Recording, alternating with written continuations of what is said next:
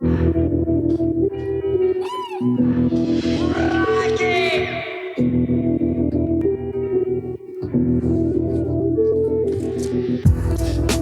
and gentlemen, thank you so much for tuning in to another episode of the Greatly Destined Podcast, episode 10. We are here with a very special guest, the guest who actually helped us debut this episode on episode 1 about 3 months ago, Mr. Marlon Coleman, a.k.a. Fezzy. What's going on, man? How you doing, Fezzy, my comedic brother? How you doing, G? Chilling like a villain, man. How we doing? I like that. That's all we got to do nowadays, right? We just got to relax, enjoy the small things that life has to offer, and just be happy. Too many people fighting and crying and whining and not being happy with where they are in life. That's very true. Which segues me perfectly into our very first topic. A brother in the NBA who never seems to be happy at where he is in life. The team he plays for, the people he plays for, Mr. Kyrie Irving of the now Dallas Mavericks has been traded from the Brooklyn Nets to the Dallas Mavericks for Spencer Dinwiddie and Darius Jacini something. I forgot what his name was. Some other guy, yeah. I'm going to look him up right now. But yes, Kyrie Irving has been traded to the Dallas Mavericks. How you feeling? It look good, bro. It looks good. It looks good, bro. I think those two together, I mean, with the guys on you know that could on the side of them guys, I think they'd be pretty good this season. Why you say that? Bro, they both gonna go crazy, bro. And not only Luka that, and Kyrie? Yeah. But he had KD. He did, but it was a lot of friction. A lot of friction going on. Niggas was injured. Niggas couldn't play because of beliefs, because they post a link. It was a lot of weird shit going on. So. And exactly why do you believe in that rabbit ass mind that there's not going to be friction in Dallas as well? I just don't. For what? Man, I mean, it makes sense to, like, you know, person habits. I understand that, but it was a lot of weird shit going on in Brooklyn. And there was a lot of, in certain things, them niggas was at fault, you know, if you ask me. That's true. So, yeah, I don't think he gonna deal with that again. I will say there was a report that said that the Brooklyn Nets gave him ultimatum. Yeah. You know, they gave him a certain criteria that had to be done with that new contract extension if they were to extend him, and that was to win a ring. And if he didn't win a ring, they would have traded him. Yep. So I didn't actually even know that these type of talks go on, like, behind closed doors with the front office, that, like, they say straight up, yeah, if you don't win a ring this year, we'll trade you.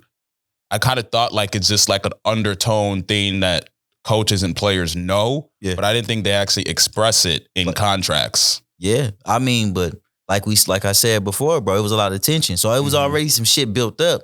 That's probably even the reason they even put that in there. I'm sure they ain't say that to KD. You know because that's true. Because Kyrie, at this point, it's like the problems you bring to the table are too much for us not to be winning rings. It's like, I'm not going to pay you hundreds of millions of dollars, and on top of it, you're bringing all of this controversy to our organization, and we're not winning rings off of this. Like, I paid you championship caliber dollars because you're a championship caliber player.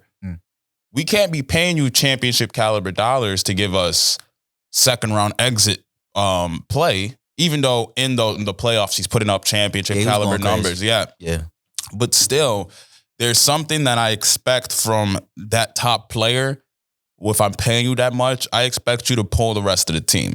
Somebody like Giannis Antetokounmpo right here in Milwaukee, a prime version of LeBron, they were able to pull the rest of their team up.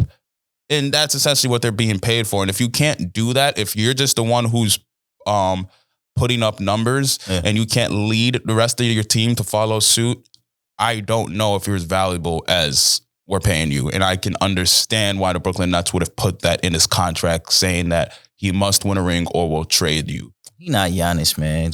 I wouldn't even compare him to Giannis. Giannis bullying niggas. You know what I'm talking about in the post. Like, Giannis is just an unstoppable force.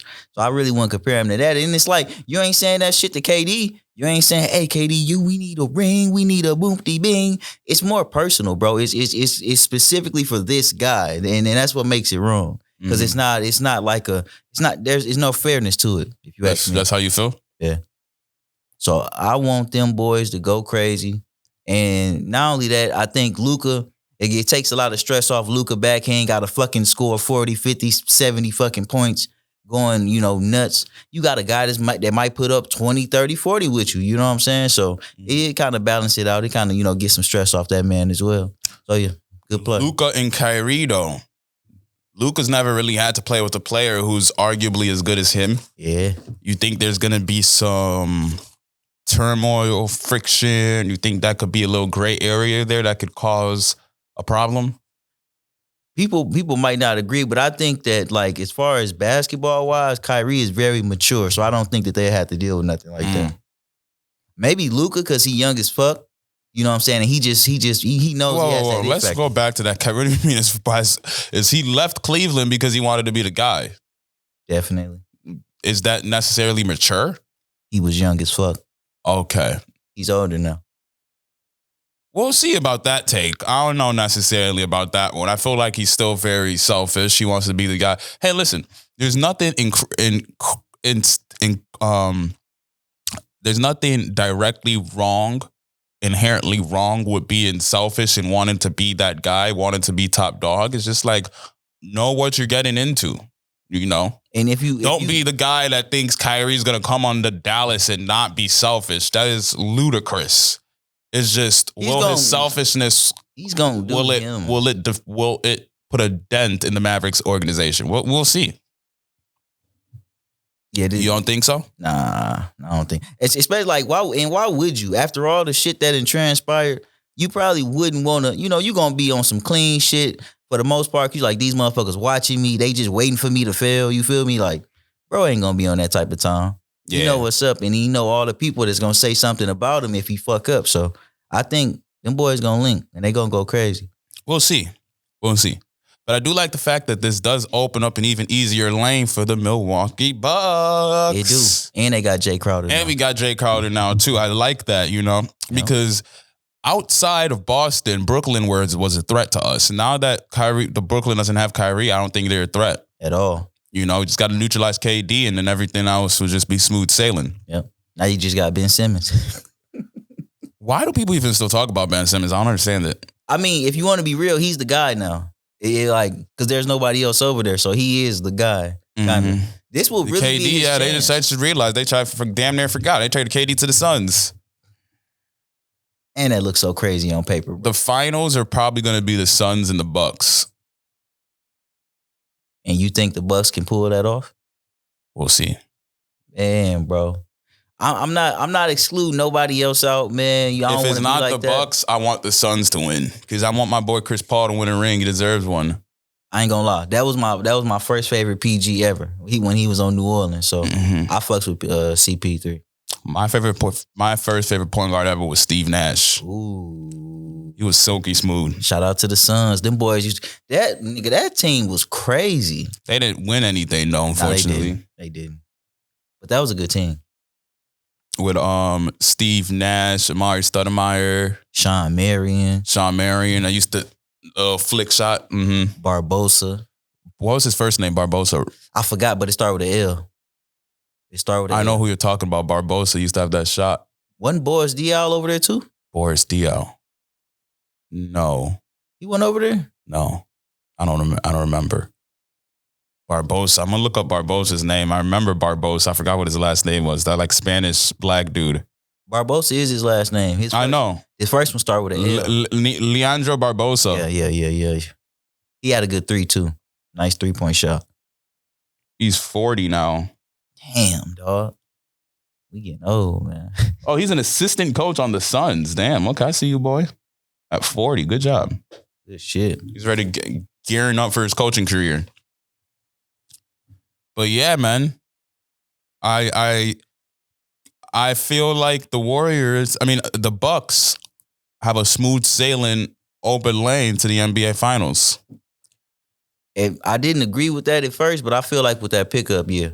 You are big on this Jay Crowder thing. Jay Crowder wasn't even that much of an asset to the Suns last year. But from what I seen, when I seen him play, I mean, he was putting in 2021, he was pretty solid. When I seen him play, he was putting buckets. So if he could bring that energy to the Bucks, then you got sometimes he asked Chris Middleton, you know what I'm saying? Hey, man, Bobby Portis, like these niggas got people, you know what I'm saying?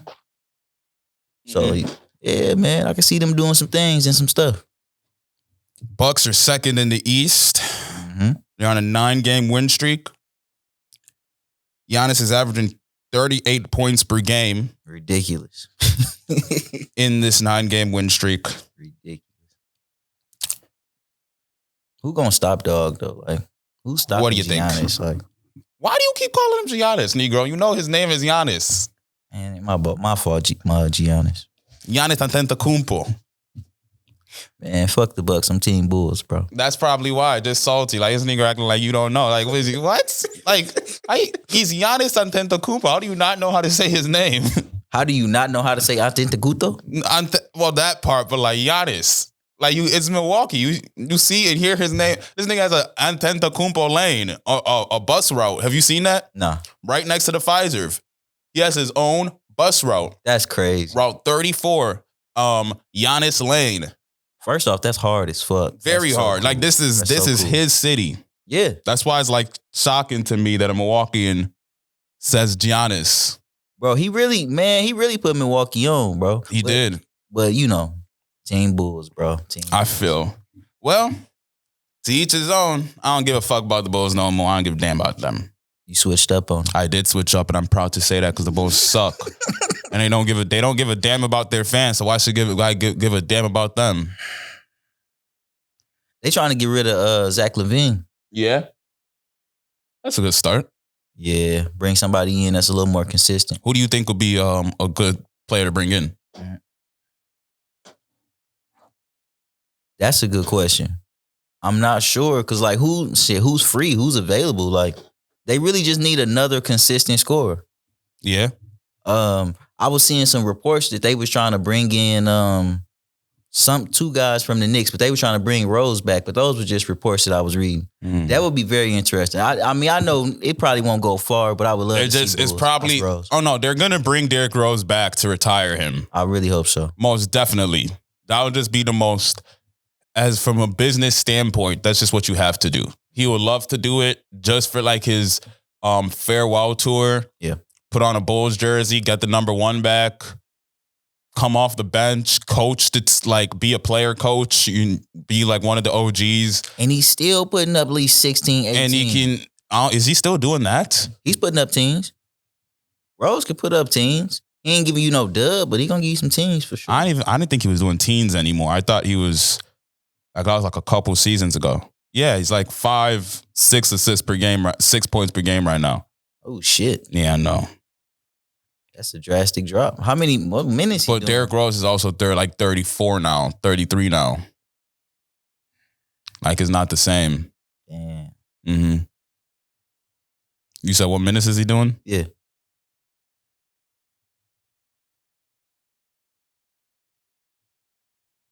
Um, 12. Oh, well, that makes sense. 13. Yeah. That's crazy. That's the former MVP, man. Yep. Once upon a time. It's very inspiring how he just continued to play. He didn't care. Like, a lot of people, their egos have been hurt too much being from the mountain, being at the mountaintop and then being dropped on their head. Like, a lot of people would just quit. My fault. But yeah, I was watching an interview about that. He actually spoke on that. He said it did. It really damaged him a lot. He really thought about quitting for a while. And something transpired and he kind of brought him back. It was his gratitude probably. Like, dude, you're in the NBA. That's what he said. He was like, 10th man, MVP, 6th man. The fact that I get to travel the world, be paid millions of dollars to play basketball, I'd be a fool not to be grateful and not to like fight to continue to have this. You know what I'm saying? Yeah. To any capacity. And that mentality alone, coming from a man who achieved so much greatness, is so humble. Yeah. It's so humble. It just inspires you to be just not even a good athlete or good moneymaker, just to be a good person with good perspective, man. Yeah. Like, that could be the Derrick Rose story can be one of the saddest stories in the world, but he made it a good well-rounded story with a positive message. You know what I'm saying? It was just to have gratitude. And kill that. He had to kill that ego that he had. At the end of the day, really, really, I mean, sure, it'll be nice to be getting paid $250 million, but it's pretty nice to still be getting paid $25 million to play basketball. Absolutely. You know what I'm saying? So what are you going to do? You're going to let go of the $25 million and cry about it and whine about it and stay at home and not do anything with your life? You know? Yeah. So he had a good perspective on it. Shout out Derrick Rose, man. Let's talk about a man who has been able to show some longevity.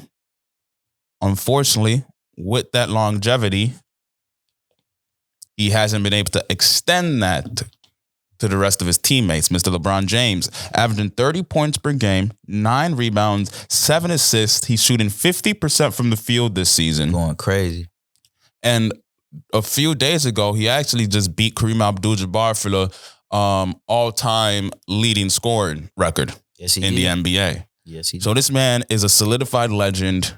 Problem at this point is that his team can't follow suit. Do you think this is gonna the Lakers are 25 and 29 right now. They sit 13th seed in the West. Doesn't look like they're gonna clinch the playoffs. This would be the second year in a row of him not making the playoffs if they don't make the playoffs this year. Do you feel like this is going to affect LeBron's legacy? No, not at all. No, not at all. Why you say that? First off, he already got a ring with the Lakers. Even though I didn't watch the bubble, but it still count. It's a ring, you know. But he already got a ring with them. He got a ring with every team he went to. So, and he's fucking scoring 30 something at almost 40. Like, what can you say about LeBron? What hasn't he done? You know what I'm saying? Like, that's true. Why didn't you watch the bubble? It just wasn't the same, man. Do you think it doesn't count? In my head, I think to the fans it doesn't count, but to the players who were there it counts. Yeah. Did you watch those games? I watched a couple of them. I watched the championship game. Like, to them, once you're in, at first they're all like, "Oh, bubble, I don't know about this. This is gonna be weird." But then you start playing, and like, you do remember this is still a championship. Like, and then it hits like, oh shit, like this is still an NBA, this is still the NBA championship. It's still the NBA playoffs type shit. So like, let's take this seriously. You know what I mean? And then it hits. So to the people in the bubble, I feel like it definitely counts. But everybody else watching it, there's going to be always an asterisk on the 2020 championship. Yeah. Which might suck. But it still counts. But it still counts because in 20 years, we're not going to remember the situation of, we're just going to remember, there was a time that COVID happened and people played in a bubble. And like, the people played in this resort and they didn't leave. We're not going to look at it like, it was easier to win. We're just going to look at it like that was the weird year where some shit happened. Yeah. You know what I'm saying? It's kind of like there have been situations where the MLB, the NBA, they've had lockdowns, which caused the season to be shorter. Shorter season changed dynamics of certain things. So it affected the outcome, essentially. We don't look at it like 5 years after the lockdown, we don't look at it like, that was the lockdown season. They only played 50 games. That doesn't count. We don't remember that. We just remember they won a championship in 2011 or whatever. You know what I'm saying? Absolutely.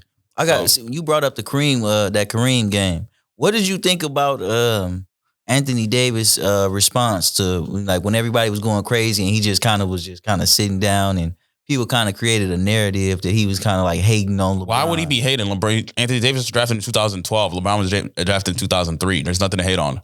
But that's what I'm saying. Like the internet took that shit and just ran with it. What I think about it is that the internet creates its own narratives. Absolutely. And like, we got to be wary of that and understand and watch out. Like there's nothing Anthony Davis does not compare himself to LeBron. Not at all. They're not in the same bracket. Like not even because like skill set separates them. They're just, one was drafted 10 years ago. One was drafted 20 years ago.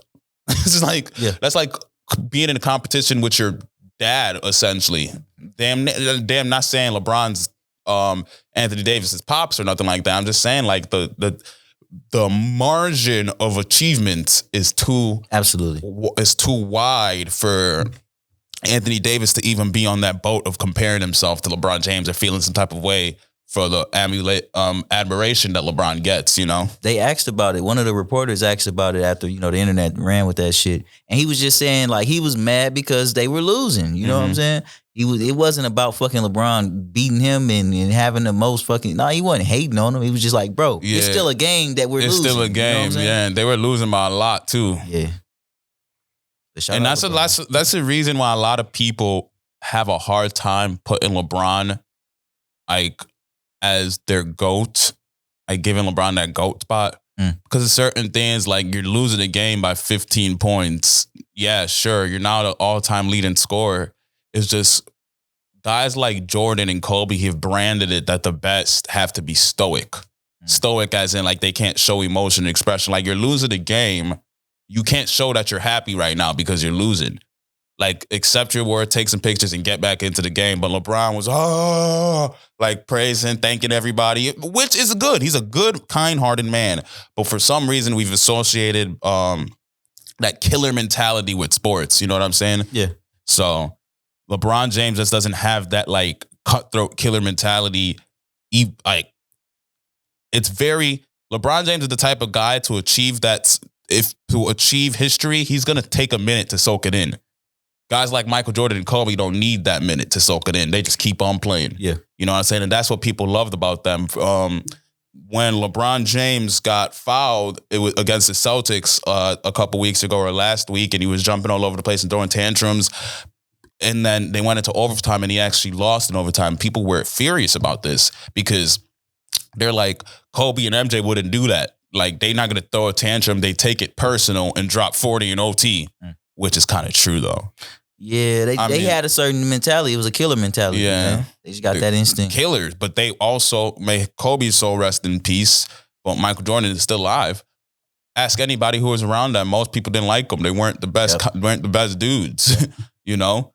But like people didn't like Kobe, and people didn't like. I like to be. People say to be that great, you have to be like Kobe and Michael, but like LeBron proved that that's not true. That's true. That's true. You know what I'm saying? Can't disagree with that. So it's like, yeah, sure, we might like the killer mentality because it looks cool on television and more entertaining. Like, oh, this stoic killer. It's kind of like a character. Yeah. But these dudes are human beings at the end of the day. You know what I'm saying? And LeBron's just showing that you could be human. Exactly. And LeBron James surpassed both of them without having to do all that stoic stuff. Yep. I feel really bad for Kobe because a lot of people don't even see Kobe in like top 7 after all of that GOAT talk. You feel me? Ooh. A lot of people don't see. Okay, but you got to think about it now, though. You got Michael Jordan and LeBron James, arguably 1 and 2. No, undoubtedly 1 and 2. No, wherever you want to put them. 3 spot. A lot of people are starting to give it to KD. I thought you would have said Magic. No, not Magic, but a lot of people are starting to give 3 spot to KD. 4 spot, Magic. 5 spot, I heard some people are starting to put Steph Curry over. And if you think about it, why not? Steph Curry has 4 rings. He's the greatest 3-point shooter of all time. This man 3-point efficiency is nuts. This man has the ball on a string. One of the greatest passers of our generation. So it's like, why isn't he arguably better than Kobe? His efficiency is better than Kobe's. It's just the story behind Kobe and the likability of that Mamba mentality. Yeah, keeps you thinking about Kobe, unfortunately. And post career, people are starting to realize all that. You feel me? Steph is the king of bad shots, man, for sure. He make bad shots look good. Yeah, he's the type of guy that like he's practiced this shot so much that like to us it may be a bad shot, but to Steph, that's a good shot. That's within his arsenal, you know. It's still a bad shot. He'll shoot that shit if somebody in his face. Like, but he can make it though. He can make it though. Yeah, he can. But I mean, not only that, now he influencing the whole fucking league. Now these motherfuckers is shooting crazy 3 air. It's just like, damn, he changed the game. He changed the game drastically with that shit. Who is the most the documentary that's gonna be made about Steph Curry when he retires, and might be one of the best ones. Just because of the impact he has on the game. I don't think another human being had the impact on the game that Steph Curry has. Is it a good impact? What makes it not to be good? We got centers shooting threes now. What's wrong with that? It's like, bro, centers used to post up and fucking stay down. You there. Old school having ass. No, I'm definitely traditional as fuck for sure. Yeah, but what? what is the problem with adding more things to your arsenal, adding more tools to your toolkit? That's cool. Centers can still post up. They can just do more things. They have more options nowadays. It's not just rebound, push the fast break, dump it to the big. That's cool. Skyhook. It's not that simple anymore. Like, that's why players from back in the, and please don't tell me you're the type of guy to say players from back in the day would beat players today. I don't get into those type of conversations. Okay, why not? I just don't. I don't know. It's just like, man, 86 man would have whooped 2003. Like, nah. Bro, like, you talking about two different eras and shit. Like, no. But I'm not gonna lie to you. But there was roles, bro. You know, niggas had roles. His role, go down there in that post, back dog down, go crazy on a dunk. You feel me? Like, that's don't okay. Fucking shoot a three. What do you mean? Don't shoot a three, bro? Three is more than two. If you can shoot a three, shoot a three. See, and this will be pissing me off, D, because I'll be watching the Bulls and shit, and then I see Vujacic just shooting through. I'm like, bro, this is like the game has changed so much, bro. I don't know. It takes some getting used to, honestly. What getting used to? Like that change was made like 15 years ago. You should be very used to it. I'm not. You grew up in like the 2000s era. I did. But by the 2000s, I mean, it wasn't as crazy as it is now. But you also were in the 2010s. A lot of the basketball you grew up watching was also in the 2010s. And by the 2010s, I started watching for a while. Okay. Okay, that's probably why there's a gray area because, dude, like they've been playing like this for almost 20 years. No, not 20, but like 15 years now. Since 2008, people have like kind of been playing like this. It definitely was. But it wasn't as consistent as it is now. This is when we started in 2008 is when you started to see the beginnings of it all. But I would say it really, really started to hit home in about 2012. Like everyone was just chucking threes at this point. Point guards, you still had your ideal point guard in 2012 was like fast break, driving, rim hitting point guard, like what Ja Morant is today. In 2012, it was Derrick Rose's, John Walls, Russell Westbrook's. Those are your top 3 point guards. What do these 3 point guards have in common? Driving, athletic, attack the basket, attack exactly. Yep. And that was the style in the early 2010s. But by the time the mid 2010s came about, you started to see the Steph Currys come about, the Damian Lillards come about, the Kyrie Irvings come about, and this was a very artistic, or not artistic, but it was it was rooted in artistry, and a lot of crossovers. It was about movement and creating space. Yeah. Back then, before the Steph Currys and the Kyries and the Damian Lillards, it was about attacking and taking up space. Like, I'm going to attack kind of like football, basically. I'm going to invade your space as a defender, get you out of my way, and get my shot off forcefully. Nowadays, it's like they're not as strong. They're not as athletic, so they think outside of the box. So it's like, now I'm gonna use my craftiness is to create space to get away from you and to get my shot off. It's almost like a boxing. Think of it like that. I heard this analogy one time. It's like Steph Curry would kind of be like a Floyd Mayweather. If in the boxing world, you know how Floyd Mayweather boxes, he's defense. That's an interesting analogy. He's defense, and he's playing by the scores. Like, he's trying to get the score off. Yeah. That's really all it is. He'll dodge your punches, and then like give you a quick one, get a point on the score box, on the scorecard. You know what I'm saying? Yeah.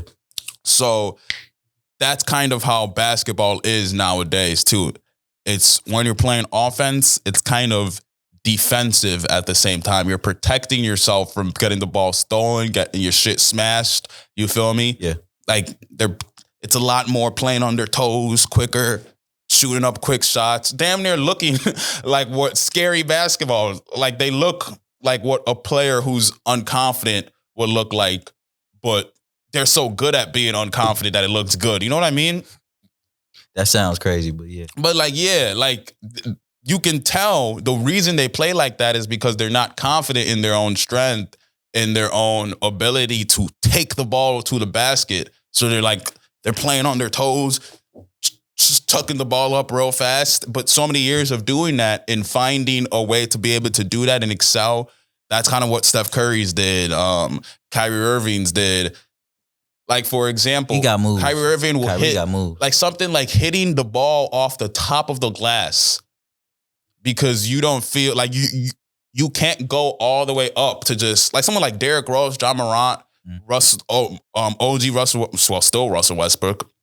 Like, they'll attack you, jump as high as they can to get the ball off. But guys like Kyrie and Steph will be like a half an inch off the ground and just flick the ball as high as they can and rotate it in a certain manner to where you can't block it. Brilliant. But the game has changed over time. Yeah, no doubt about that. The evolution of the PG is insane. Cause like they weren't even like scoring like crazy. That wasn't their main thing, is to score. They was dishing off so other people can score. Yeah, in the beginning. They were acting like they were gonna go in so two people can get on them to open somebody up to dish it out. It's like, then it got to that point where they got a little more physical. Now we got to the point where, you know what I'm saying, it's the more craftiness now type shit. So, yeah, the evolution is interesting, man. I kind of like that, though, because it's harder to kind of read the game of basketball. Basketball becomes more harder because it's more complex. Like, Steph Curry is capable of slowing down and being nothing but that passing point guard and get like 12 assists per game, maybe 12 points per game. He can do that. But it's just like, why can't I get as many assists as I can and get as many points as I can at the same time and confuse the defense and make myself a double threat? That's why I was kind of challenging your statement when you said you hate the fact that all these bigs are shooting nowadays. But like, why not? You're making yourself a double threat. And like, imagine like somebody like KD. KD is like an everything threat. There's nothing he can't do with his size, except for defense. Like, he's not the craziest defender. I mean, but that's what it is. It's not that he's different. It's like he's the first. Look at guys like Nelson Wembenyama. You know, they're coming. KD was just the first. Like, the only reason somebody like Wilt Chamberlain, if he, with his capabilities back then, if he was in today's era, he would be dominant, almost very similar to a KD, because reason he wasn't a good dribbler back then is because bigs weren't told they should dribble back then, so they didn't. Yeah, bro. You know, Bill Russell, the first shot he ever blocked, his coach told him, you don't do that, because a good defender never leaves his feet. That's the way they thought back in the 50s. Well, that's stupid. That's very stupid. I think a good defender never leaves his feet so he can get the ball. Like, I don't know the reasoning. Maybe it keeps the ball in transition better. Yeah, I don't get that. Nah, yeah, that's just like, what, bro? But that's my point. Like, you learn about the game of basketball as you go on. Yeah. So these bigs, they learned, okay, I can't never necessarily like be out here like Allen Iverson, but maybe if I can learn how to lead a fast break and not necessarily have to cross anyone over and just use my speed and strength and like length on a fast break, I could do something with handling the ball and being a facilitator. You know what I mean? Yeah. And things started to change in that area. I can dig it. It's just what I'm used to seeing. That's all, man. No, I understand. I'm used to back, you know, at a certain time in life. I understand that. Do you feel like the league nowadays lacks defense? Yeah. Yeah. Everybody can do what they want. Is that problematic? The reason is not, I would say it's not, is because everybody can do it. So it's like, it's still it's equal on both sides. Because it's like, if you doing that shit, well, we can go do that shit. We all can be popping these crazy shots. We all can, you know, so it's still equal. So it balances itself out. Let's wrap this up. Let's talk about, before we wrap it up, let's talk about why you think the Bucks, but you say the Bucks now have a good shot. I feel as though with that piece, bro, I feel like he's going to add something. If he could do what he was doing on the Suns, what I seen him do on the Suns, then I think that, yeah, they'd be in a good place. Because they're not missing too many pieces. Bucks have a solid foundation, bro. They got defense. They got, bro, Bobby Portis, homie with the braids, dark skin. What's his name? He known for his defense, but he could shoot threes too. Drew Holiday? Yeah, him. fucking Chris whenever he wanna, play. Mm-hmm. And fucking Giannis. Yeah. Like, Giannis. My bad, man. My bad. I'm so used to it now. Negro, just call him Johnny at this point. Johnny Antetokounmpo. Start calling that nigga 34. How you gonna call him Giannis and you live in Milwaukee? My bad, Milwaukee. Shout out to the Bulls. The Kia boys gonna come get you. I don't got no Kia. Nigga, you don't need a Kia. They only steal Kias and Hyundais. They're learning. Fucking evolving too. They're out here evolving. Triple threats. They don't. They do Kia, Hyundais, and Toyotas. God damn it. Too much evolution in this motherfucker. Fuck this shit, man. On these cars they're stealing, they got to get a sponsorship deal eventually. But I'm gonna be real with you though, man. The Bucks are. I mean, they were looking good before. I just feel like, man, with an additional piece, it's gonna be even better. Possibly. But do not sleep on the Mavericks, man. Do not sleep on the Mavericks. I'm gonna sleep on the Mavericks. The team in the West you got to worry about is the Suns. Imagine being the Nets. Like you're looking like you had a possible potential to win a ring this year, and you just lost everybody. They still got Bobby Simmons. I mean Ben Simmons. My bad. Ben Simmons. Do you ever see him being good again? No. Yeah. He doesn't really care. He genuinely doesn't. Nah, I don't think so. He don't got that love for the game. Like it's a job. Mm-hmm. Yeah. He wanna chill, probably hit some hoes, you know what I'm saying? Yeah. He don't, he chill. He's that like money. To him, exactly. He's not worried about $200 million if he can get $20 million. Yeah. Like there's a certain point. I think once you hit that $10 million, there's nothing $10 million can buy that a billion can't. Like not much really costs more than $10 million. You know what I'm saying? Yeah. Like a person who makes $10 million a year can buy anything a billionaire can make. It's just a matter, you can just a billionaire can just buy it like 100,000 more times. Why do you need 100,000 more of the thing you already have? Exactly. You know what I'm saying? So it's like at a certain point, some people just say enough is enough. Like, why do I have to care? I'm in the NBA. I make $10 million. I'm not going to bust my ass to try to be the best player on the team. I'm cool with being a role player. I made it already. They're not tripping, you know. My mama good. Mom good, family good, exactly. You know what I'm saying? So the rest is just ego about wanting to be the best. But if you don't really care about being the best, that is just a job. Do you think that's dangerous? Do you think that's a dangerous mentality to have? To want to be the best? To not want to be the best. I think it is a dangerous mentality to have when you're in such a highly competitive arena like the NBA, because people want your position to just be a role player and they'll outwork you. And those people who have that mentality of, I'm just going to take this as a job, and they don't really put in work, they find themselves not being in the league very long. Very much so. You know what I'm saying? So it is a dangerous mentality to have. People who could be in the league for 15 seasons, 18 seasons, and walked away with making $300 million, $500 million in the span of them being in the NBA. They played 5 seasons and walked away with only 15 mil, 20 million being in the NBA. You know what I'm saying? Yeah. So it's like, in that aspect, it's dangerous because you will look back and you will regret. You will be like, why didn't I take my time in the NBA more seriously? Because everything's coming at you so fast and life is so sweet, regardless if you're the LeBron James or the last guy on the bench. Yeah. Like, these dudes live sweet lives. Exactly. So a lot of times it's like, why would the last guy on the bench even want to like try to put in that work to be like one of the top dudes? You know what I'm saying? Only thing is, like, those type of guys, their fight would be like just